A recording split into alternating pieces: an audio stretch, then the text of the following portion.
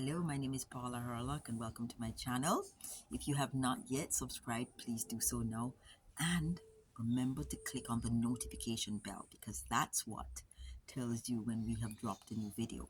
Now, today's video is on fasting and that is very, very important. It's very important to me. And what we're going to find out is that as 2024 proceeds, we are going to recognize that fasting is going to be one of the go-tos that all of us will need to lean on just to navigate and get through this year. Now, let's start by unraveling the numerous health benefits associated with fasting. The first on our list is apoptosis, and that is cell death, which is a natural process of cell death and regeneration. Fasting has been shown to enhance this cellular cleanup, which promotes overall health and longevity.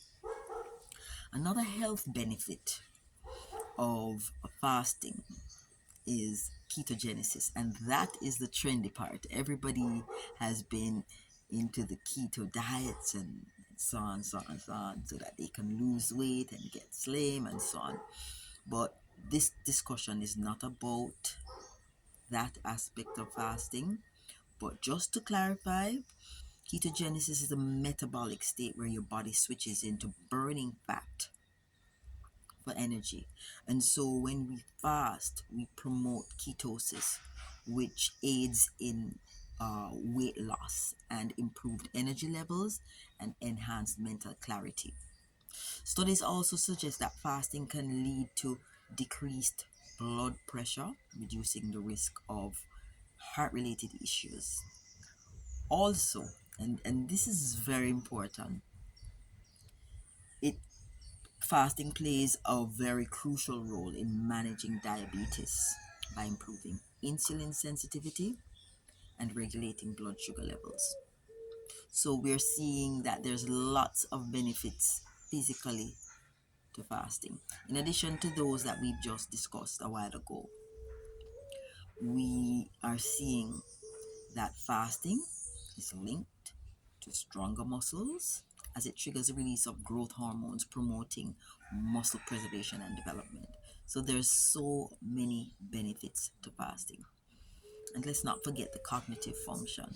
When you fast, you have greater mental clarity because it is able to enhance brain health and boost memory by reducing the risk of neurodegenerative diseases. So now that we've covered some of the physical aspects or advantages and health benefits of fasting, let's dive into why the different religious groups have incorporated fasting. So in the spiritual realm, for centuries now, they have recognized that there is a correlation between fasting and connecting to the divine. So many religions incorporate fasting as a significant practice, and the reasons go beyond the physical body, of course. Fasting is seen as a means of discipline and self-control, allowing individuals to develop a deeper connection with their inner selves. It's a journey of introspection, fostering mindfulness and spiritual growth. And anything that allows introspection is always a good thing. So in Christianity, fasting is often associated with repentance and spiritual cleansing, and it's a way to detach from worldly desires and focus on one's relationship with God. Similarly, in Islam, fasting during the holy month of Ramadan is a sacred obligation. So it's beyond physical purification because it serves as a time for reflection, gratitude, and empathy for those less fortunate. So the term they use is that starving or fasting allows one to be able to feel what it's like to not have food. In Buddhism, fasting is often part of meditation practice as it aids in achieving mental clarity and heightened awareness. But I would just like to discuss very briefly the benefits of fasting as I see it in terms of raising the vibration of the person. When one fasts, it is important for one to know why they are fasting and to be committed to fasting.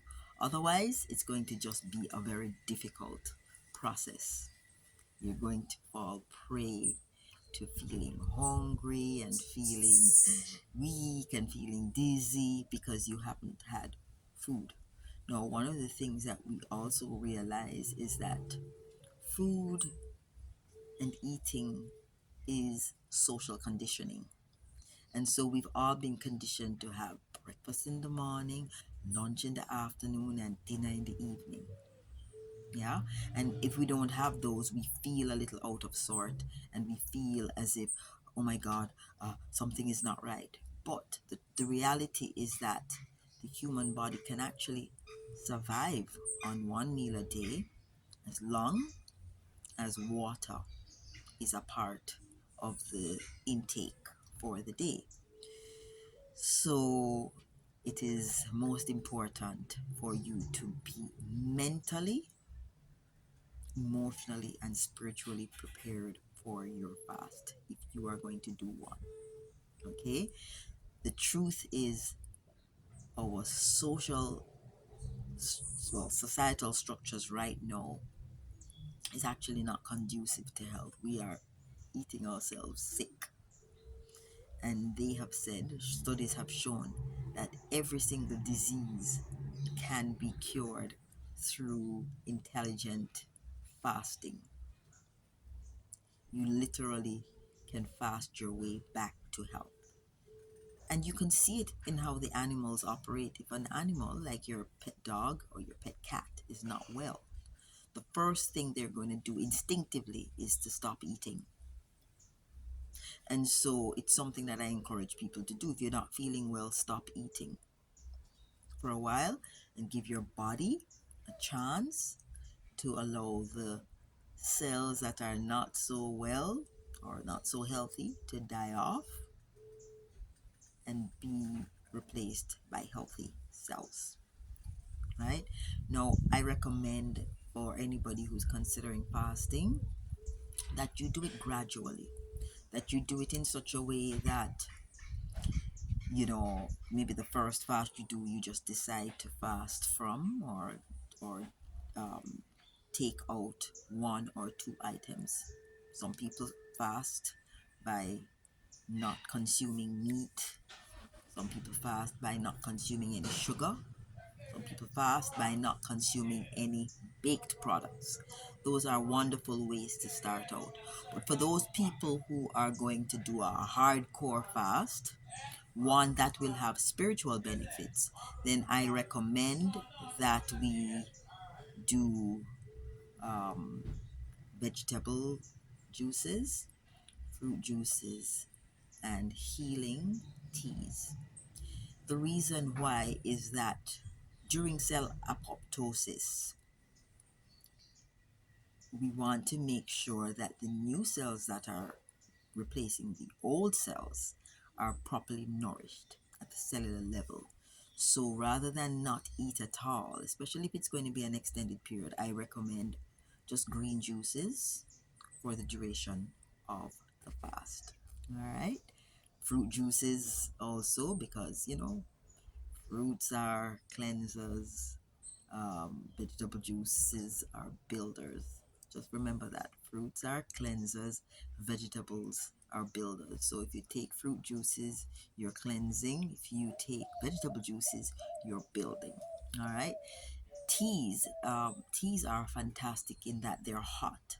So whatever herbs you infuse in the teas, they will go into the digestive system and into the bloodstream very quickly. and that aids in speeding up the healing process if your purpose for fasting is actually health related. All right. Now, when what I have discovered during fasting is that the ability to focus and concentrate, especially during meditation, is heightened during a fast. So when you combine fasting with meditation, it is like just amazing. And I actually like to encourage people to combine these two practices, especially if you are looking at manifestation or achieving a goal. And for many, many centuries, people associate fasting with a goal or fasting with an objective. And so, for those people who are into manifestation and so on, this is definitely a practice that I would highly encourage people to look at if they are, especially if they have a goal that they want to achieve during this year 2024. Now, my experience has been, as I said before, that when I fast, I get greater clarity, and of course, that has to do with the fact that the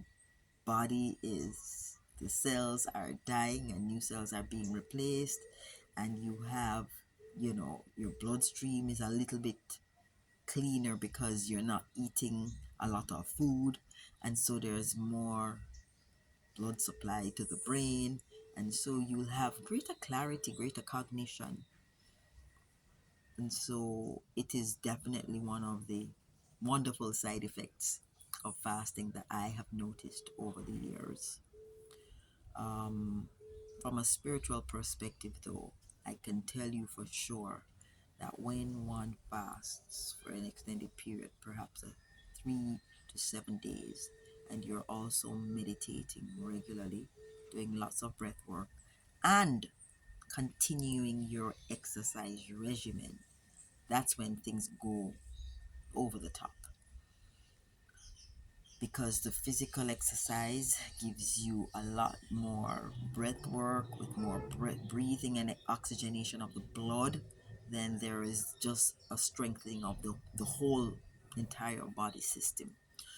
Now, the other thing that I have found with fasting, and this is very, very important as we move through and deepen into 2024, when you combine fasting with meditation and physical exercise, what is essentially happening is that you are building your energy field, your auric field, that energy body that you have around your physical body. And it is said that when the energy body or the energy field or the aura is strong and healthy, then the body is also strong and healthy. So I want to encourage everybody to consider this March for your fasting and detox associated with the spring equinox. Because this year, 2024, there's going to be a lot happening. And one of the things that may happen is that we may have another kind of pandemic. We don't know what form it's going to take. But one of the things I can tell you with great, I am very sure of it, is that the fasting, the meditation, and the physical exercise will build your energy field, your auric field, and that strong aura, strong energy field that you have will protect you from whatever thing that might be coming our way in 2024. There is talk of another pandemic, and there is also talk of so biological as well as frequency attacks. And so having a strong energy field is going to be able to protect you from either of those two, whether it's biological or it is frequency related, because your auric field being strong is going to protect you from biological or frequency related attacks that may take place as we deepen into 2024. So, to wrap up, I want to encourage everybody to prepare themselves for doing a spring equinox related fast this year. And it's not because I'm promoting a fast later on, you know. There's lots of other people who will be doing those kinds of things, so you can join one of those. I highly recommend it. And if you don't want to join one of those, perhaps you can get a small group of people together who might be interested in doing a fast together. Okay, so encouraging everyone to prepare themselves to do a fast in March. And when I say prepare themselves, I mean starting from February to eat really well, to exercise really well, to do a lot of meditation, so that when March comes, you can do your fast. The spring equinox this year is on March 19th, so you could even consider doing a 10-day fast starting from March 9th, or you can do a 7-day fast starting from March 12th, whatever it is. Decide on doing one, and definitely consider doing a fast this year. Thank you very much for listening, and share this video if you thought it was useful.